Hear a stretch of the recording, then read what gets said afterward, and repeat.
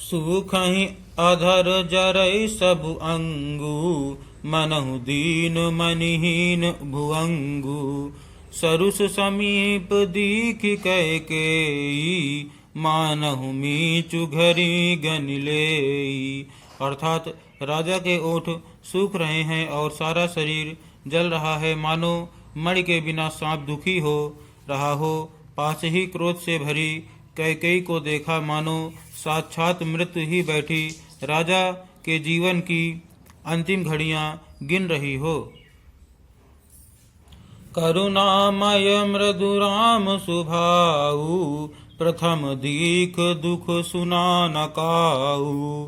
तदपि धीर धरि समऊ विचारी, पूछी मधुर बचन महतारी। अर्थात श्री रामचंद्र जी का स्वभाव कोमल और करुणामय है। उन्होंने अपने जीवन में पहली बार यह दुख देखा। इससे पहले कभी उन्होंने दुख सुना भी न था, तो भी समय का विचार करके हृदय में धीरज धरकर उन्होंने मीठे वचनों से माता कैकेयी से पूछा।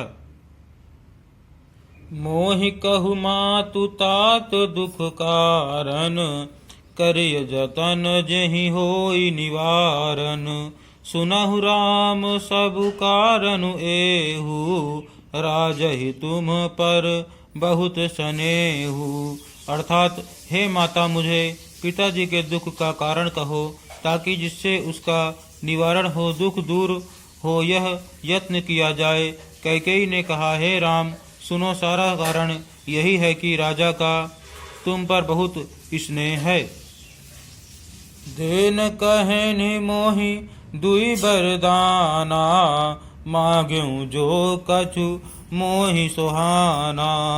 सो सुनि भयउ भूप उर सोचू, छाड़ न सकहि तुम्हार संकोचू। अर्थात इन्होंने मुझे 2 वरदान देने को कहा था। मुझे जो कुछ अच्छा लगा वही मैंने मांगा। उसे सुनकर राजा के हृदय में सोच हो गया, क्योंकि ये तुम्हारा संकोच नहीं छोड़ सकते। सुत स्नेहु इत बचन उत, संकट परहु नरेशु।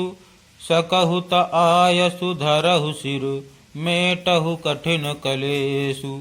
अर्थात इधर तो पुत्र का स्नेह है और उधर वचन प्रतिज्ञा। राजा इसी धर्म संकट में पड़ गए हैं।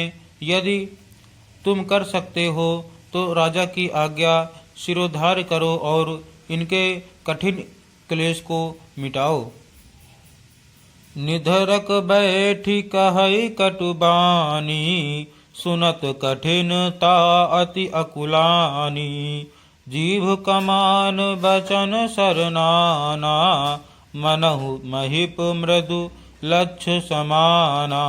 अर्थात कैकेयी बेधड़क बैठी ऐसी कड़वी वाणी कह रही है, जिसे सुनकर स्वयं कठोरता भी अत्यंत व्याकुल हो उठी।